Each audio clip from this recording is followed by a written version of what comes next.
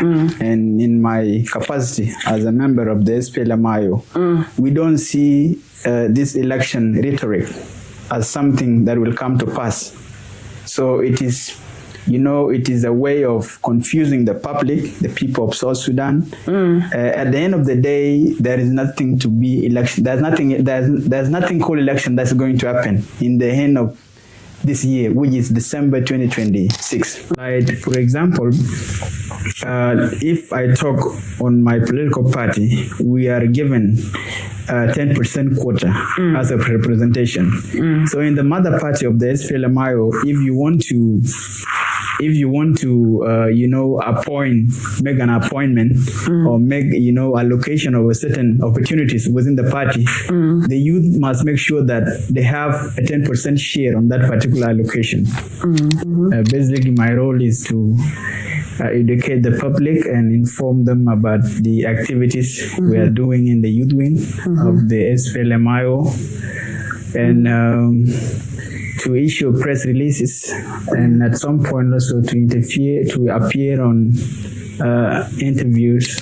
For example, South Sudan, where I come from, we came from a country with a war legacy, where many people went for liberation struggle. And then the voice of young people is not being taken seriously. So the credential is that what were you during liberation struggle in 1990, in 1983, you did not fight.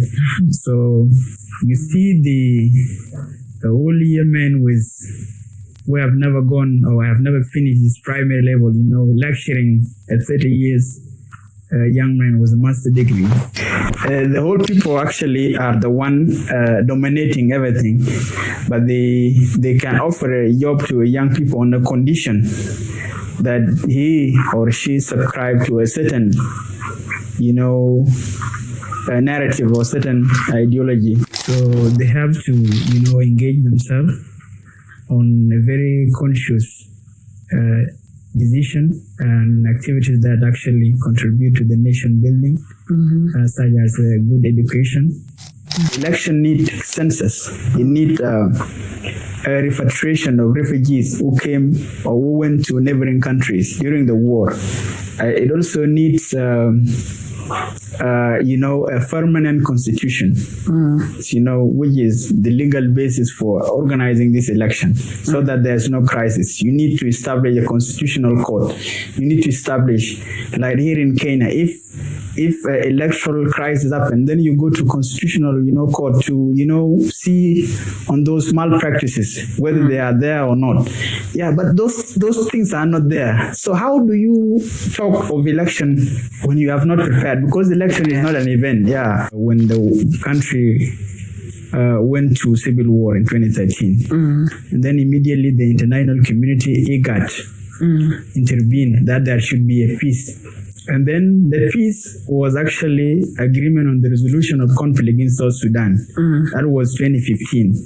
And then there was a transitional government of national unity formed in 2015 out of this agreement, which was violated a year or the same year of formation.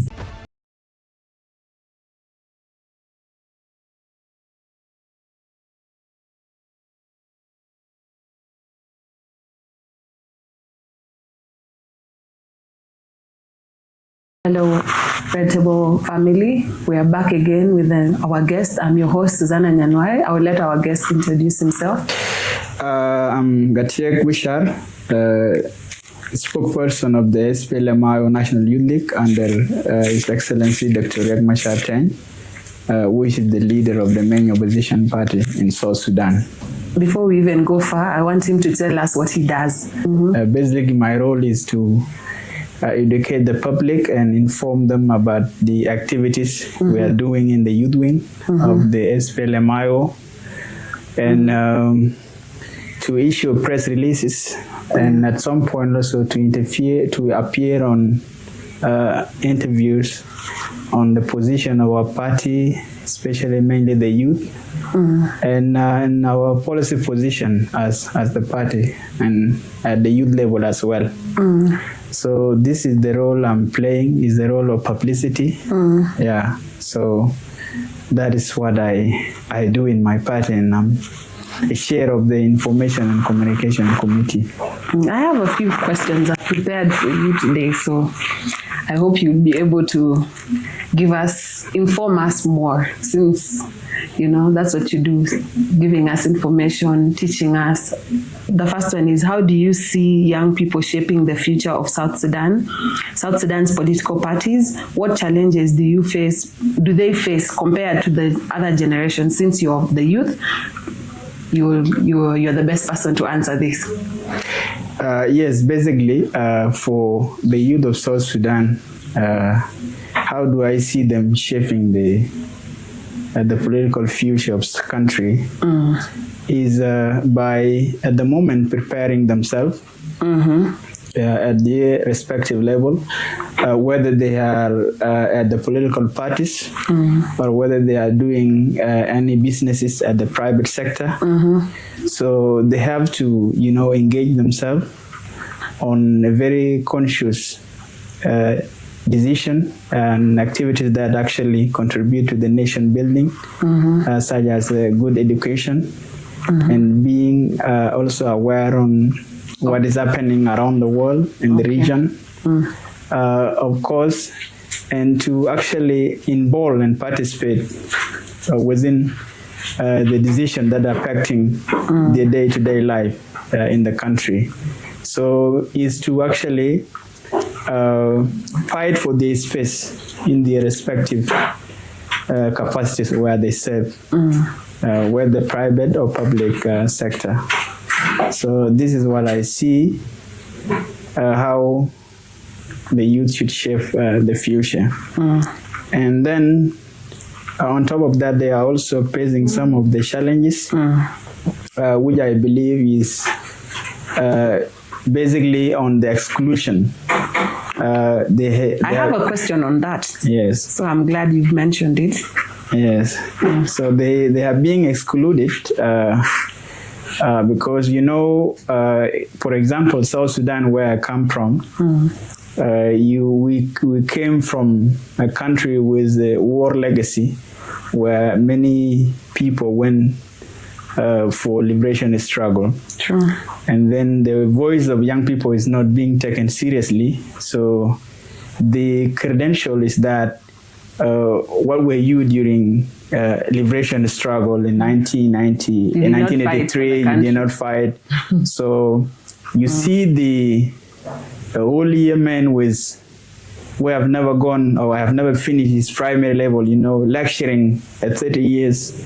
A young man with a master's degree, on the basis of that he has not gone to bush to fight those battles. But they are not aware that the world is changing. We are in a very digitalized world. There is a globalization. People should change, with the modernization. True. So this is one of the challenges that are facing the young people. The other challenge also is the exclusion from employment.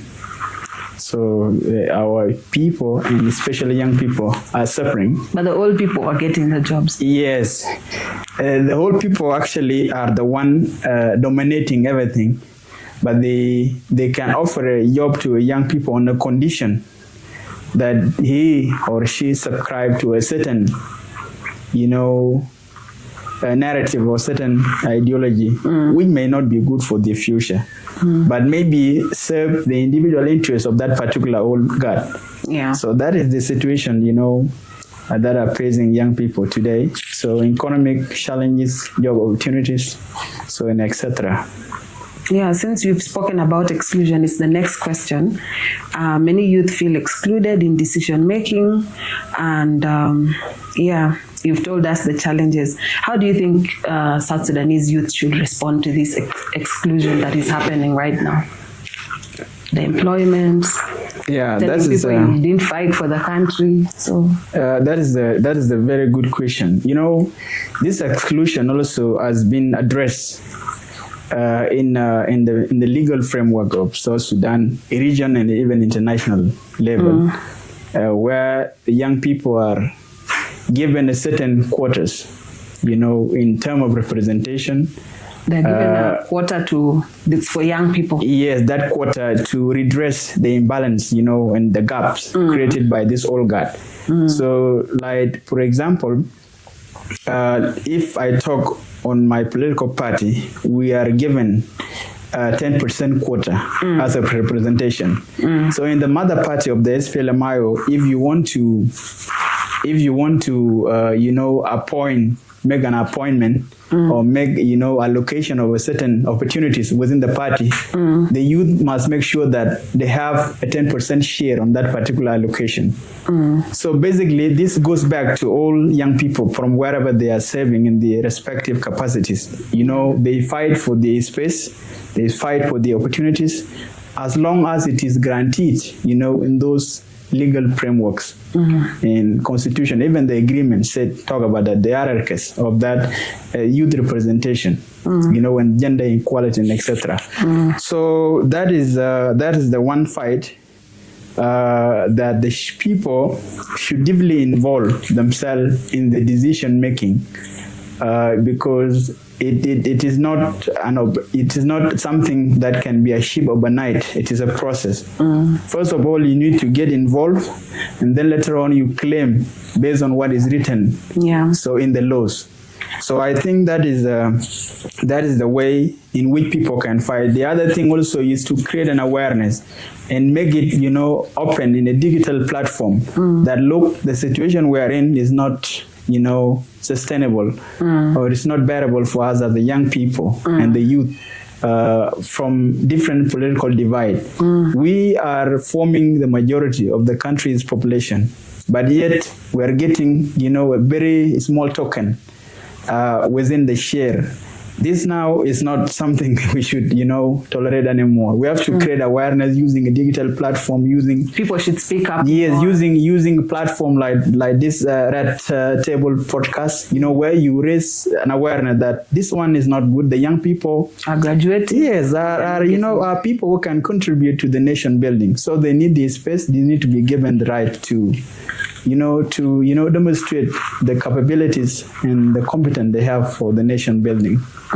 Yes. All right. With the elections on the horizon, what do you believe the youth can contribute realistically, ensuring they participate, in this coming elections fairly and freely? First of all, as far as I'm concerned, and in my capacity as a member of the SPLM-IO, we don't see this election rhetoric as something that will come to pass.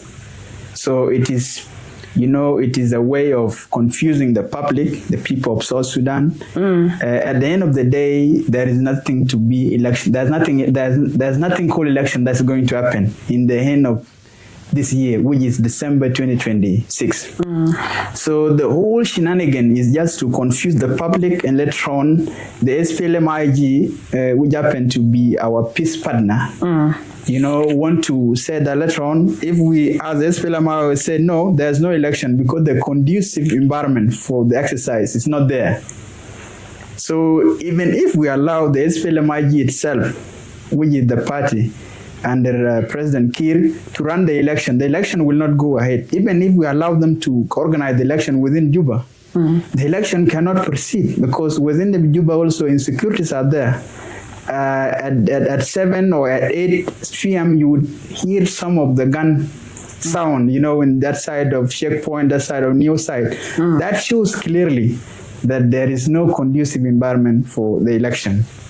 Now, we don't need to put the cart before the horse.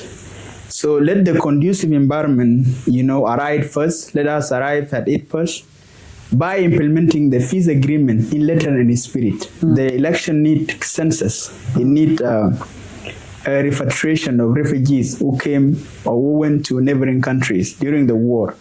It also needs, a permanent constitution. Which is the legal basis for organizing this election, so that there's no crisis. You need to establish a constitutional court. You need to establish, like here in Kenya, if if electoral crisis happen, then you go to constitutional, court to, see on those malpractices, whether they are there or not. Yeah, but those things are not there. So how do you talk of election when you have not prepared? Because election is not an event. Yeah, so it's not a one day. It's not a one day thing. So you need a process. So the youth, I believe, can play a role when there is a good space by implementing the agreement, and then also the agreement. This peace agreement actually, RRCS, it talk of reform. Yes, but the issue is that the peace partner at the other side, which is the SPLM-IO, make things very difficult for agreement to be implemented, and that could be the fear of democratic exercise. So this is the situation. I don't want to say what role youth would play when I don't even see the election coming in December 2026. Okay. Yes. Okay, governance is often criticized as weak or compromised. If you had to highlight one governance issue that directly impacts the youth, what would it be and how should it be addressed? The governance is definitely compromised. When the war broke out in 2013, again in 2016, the hope of South Sudanese was this RRCS, which is revitalized agreement on the resolution of conflict in South Sudan. So the hope the country and even the international community, even the region, was on that peace.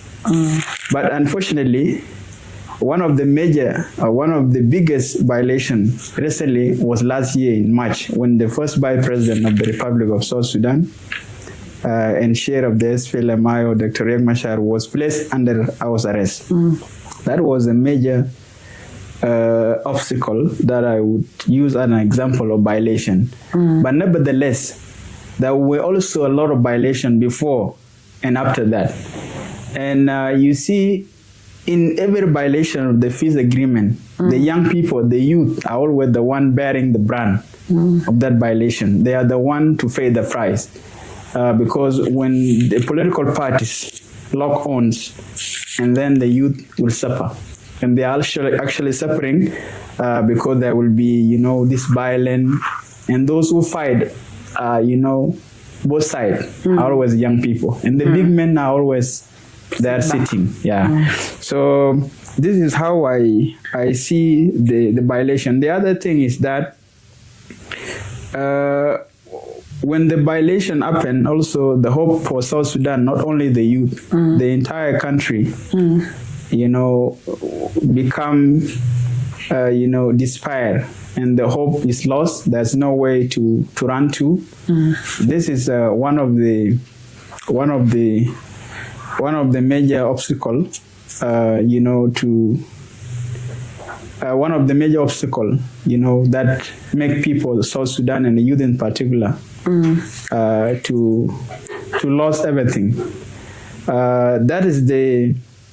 That's what I say. That's what I would say about the violation. Governance. Yes, about the government. So the government actually depend on the implementation of the peace agreement. So when you do away with the RRCS, and then you have done with the hope of people of South Sudan, you have done with the reform, you have done with the future of South Sudanese youth. So, and this is something that we are not encouraging. So we hope our peace partner in the SPLM-IO will seek peace in the heart and bring back or initiate a very genuine dialogue that bring all political forces together, and then to decide the fate of South Sudanese people through this RRCS. You've spoken about the peace agreement, the revitalized agreement on resolution of conflict in South Sudan. Please tell us more about it, educate us about it. Okay. The revitalized agreement is actually a revitalized agreement on the resolution of conflict in South Sudan. It was actually came at the backdrop of 2013 crisis, when the country went to civil war in 2013. And then immediately the international community, IGAD, intervened that there should be a peace.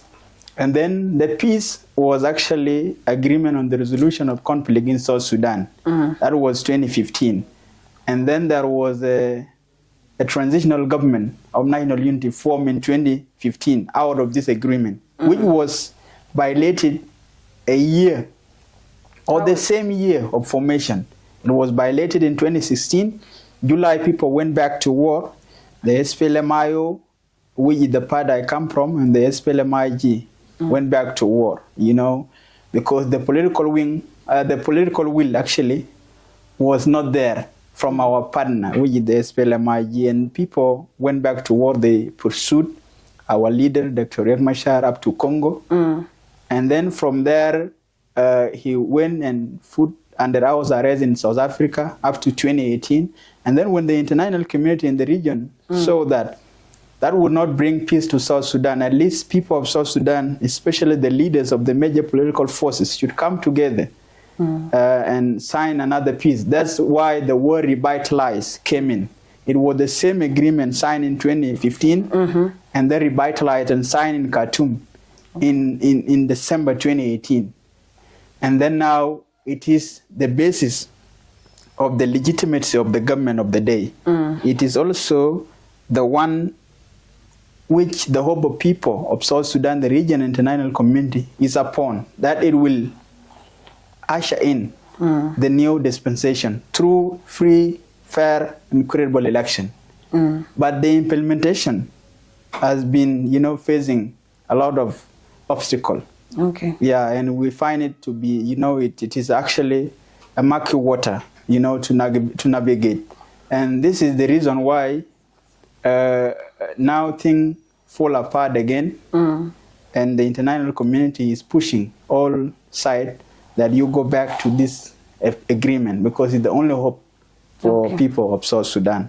Okay, from your vantage point, how have violations of this agreement affected young people's trust in political leadership?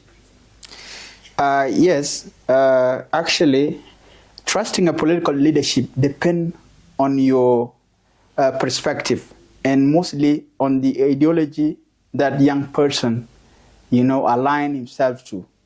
The South Sudan has many political parties, and each and every political party has ideology, has ambition, manifesto, you know, where they ambition how they want to take South Sudan forward.